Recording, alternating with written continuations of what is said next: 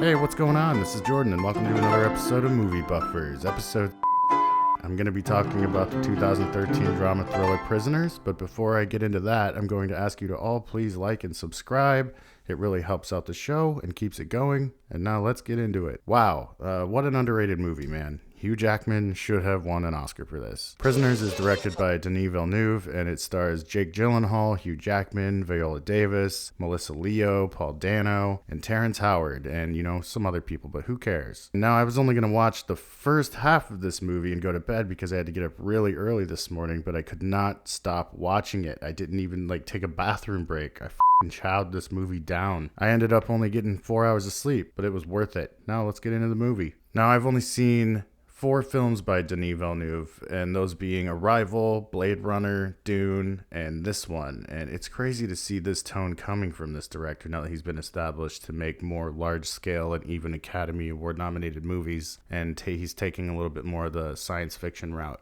Things move a lot quicker than I remembered. Tensions run high as they search for the kids. The camera movement techniques by the legendary Roger Deakins really contributed to the stress-inducing feelings throughout this film. And Jake Gyllenhaal's performance is very intense. When they searched the RV for Paul Dano, I was on the edge of my seat, man. Paul Dano. Before he was the Riddler, he was Alex Jones in this movie, and he's so good in it. He's so convincing. I do find it a little strange that they only show the white family dealing with the grief of searching for their missing daughters in the beginning of the film. I mean, come on, the black family has got to be losing their minds too. I find it to be a bit of a flaw. It does show the change in times in mainstream films. It's just one minor nitpick there, but I guess I'm just saying I was interested in seeing their side of the story too. Man, I nearly shit my pants when Alex Jones rips the dog up by the leash and glares at it. It just felt plain evil. And then this is where Keller Dover hears him singing the parody of Jingle Bells the girls were singing earlier in the film before they disappeared. And then Alex confronts him and then kidnaps him. He brings him to this a gutted out house that he's working on or something. It's like an abandoned house. And then he also brings Franklin back to this place where he's keeping Alex. And let's just say that Terrence Howard makes a very convincing performance, man. The position he's put in is beyond crazy and beyond the law.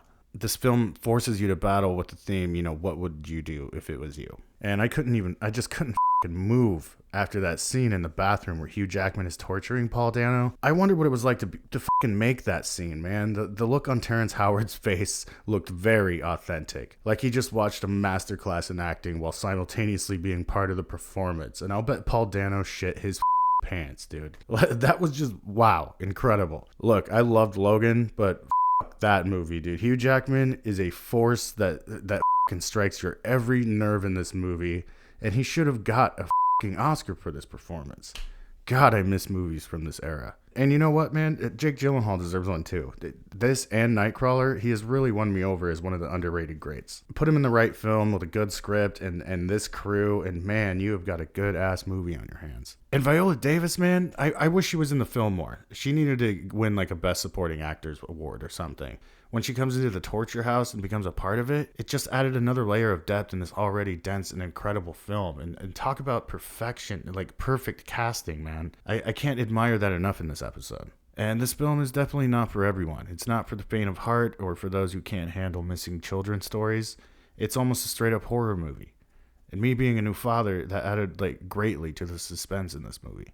And oh man, when Keller identifies the sock in the photo, it's just a gut-wrenching scene, man. Now, I'm not entirely sure how I feel about the guy who is investigating and reenacting these missing children murders, the David Dastmalchian character.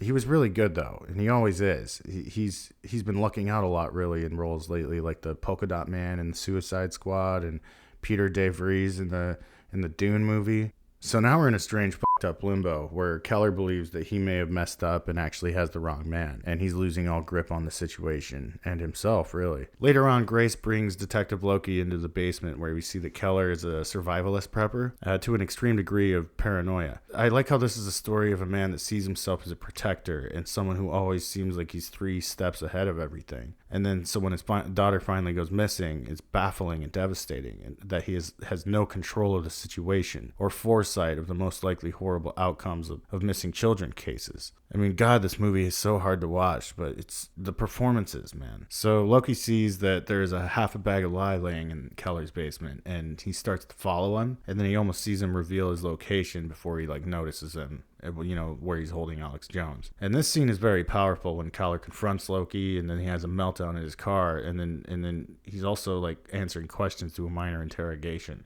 Loki later finds Keller in the abandoned building and even makes Keller show him around, but he somehow doesn't find Alex. But now he's very suspicious of Keller, and this just adds more tension buildup, not thinking that Keller can be framed for this, and wondering if he's going to have to murder Alex Jones or let him go and turn himself in. So much can happen. I think they did a really good job, too, of revealing that Alex Jones is disabled and he has the mind of a 10-year-old boy. It makes us kind of lose a bit of our empathy for Keller and debate with ourselves if he could still come out of this a good person. So Loki gets a call about a strange hooded man, and he gets the license plate number, and then he shows up at David's character Bob Taylor's house. Bob tries to run and then gets violently apprehended by Loki, and then there are mazes drawn all over the walls, and it looks for the most part abandoned. They really love their abandoned buildings in this. Loki finds a rotten pig head and a room full of locked black boxes with snakes and blood-stained children's clothing. I'm shocked that I didn't remember what happens in this film. I saw it one other time in the theater, and I thought for a second that this was the guy, and so does everyone else. Around this time, Keller is crazed and drunk and wondering what he's going to do with the kid he kidnapped and tortured half to death. So Bob Taylor jumps Loki after a heated interrogation back at the police station, and then he gets his gun and he blows his brains out in front of all the cops. So we later find out that this guy Bob was studying the murders of the missing children in that town, and he's reenacting the killer's design. And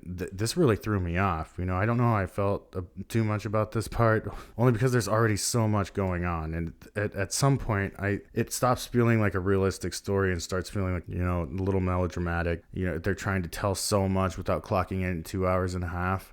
And then Keller gets a feeling, I guess, and he goes over to Alex Jones' aunt's house, and he apologizes for assaulting Alex at the police station. And he has what seems to be a heart-to-heart talk with her. And she explains that her and her husband adopted Alex after they lost a son of their own to cancer. At this time, Loki's investigating a local sex offender in the neighborhood, and he finds a priest passed out, and he thinks he's dead. Loki busts in and decides to take a look around. He finds a secret basement behind his refrigerator where he finds a corpse. I think the guy had a medallion with a maze on it or something stupid like that to let us know that he's connected to the missing kid murders. Loki violently brings in the sex offender priest who confesses to murdering the man after the man made a confession to kidnapping and murdering multiple children. And why he went about it this way instead of just letting the cops know, I have no idea. Now he's a sex offender and a murderer. So Keller is drunk one night back where he's holding Alex Jones, and Alex mutters words follow the maze, and that's where you'll find them. I couldn't believe my fucking ears, man. Keller begs him to tell him what it means or get a little bit more information out of him. That's all he's going to get, which is a lot if you ask me. Then Grace Dober gets a call that Joy Birch has been found and that she's at the hospital. She informed Keller, and then they inappropriately kind of interrogate the poor girl, and she's barely even awake. She mentions that she saw Keller where they were being held, and he has an epiphany of Alex Jones' aunt and figures it out in his head where this maze ends.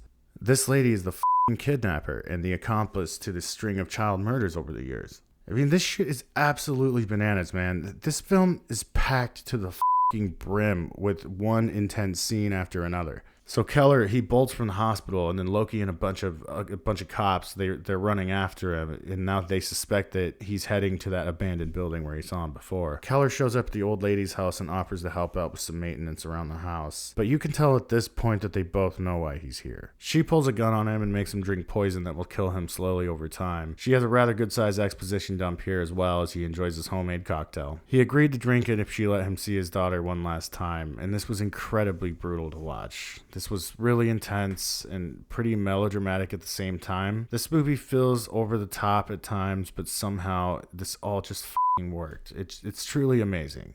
Hold on, folks. We're not done yet. She walks him to a secret hole hiding underneath a car and makes him get down into it. She traps him in the hole, leaving him to die, and then he crawls around finding his daughter's whistle. Loki shows up to the torture house and hears Alex screaming for his life. They find him inside, then bring him in. Then Loki goes over to inform Miss Millard, and then he sees her injecting poison into Keller's daughter, who is laying on the floor motionless. Him and the old lady have a deadly standoff where she grazes his head with a bullet, and then he puts her down. I believe she says something like, "Make sure they cremate me. I don't want to be buried in a box." Something like that. The scene of Loki rushing Anna Dover to the hospital is so good, man. It had me on the edge of my seat. Later, we see him looking at a newspaper clipping that says that Alex Jones was reunited with his family after 15 years of being abducted. He has like a different name too, but I don't remember it. Loki's back at the Millard house where forensics and all those people are trying to dig solid frozen ground to find bodies or something. They pack it in, and then Loki stays behind. And now I forgot to mention this earlier, but they always reference a whistle in this movie. And at the hospital,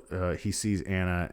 She has a new whistle, and then the mother says that she bought her a replacement of the one she just lost. So then Loki hears a slight whistle sound, and then he keeps hearing it, and then this lets us know that Keller is alive. Yes, man. I mean, the screen goes black, and what a fucking way to dip to black, man. What a good movie. And you know what? For being such a dark film that's pretty hard to watch, nobody died. And that's where I think a lot of bigger movie studios, they'll deal with stories like this as long as the main characters all make it out alive, which sometimes could be very dull, but, you know, people don't like to see heavy stuff. This film took those notes and made something incredible, and I'm happy to see the kids survive and the whole family gets to live on together. Not happily ever after, but, you know, you catch my drift. God, man, we need more movies like this. I'm giving Prisoners an A+. I highly recommend this film.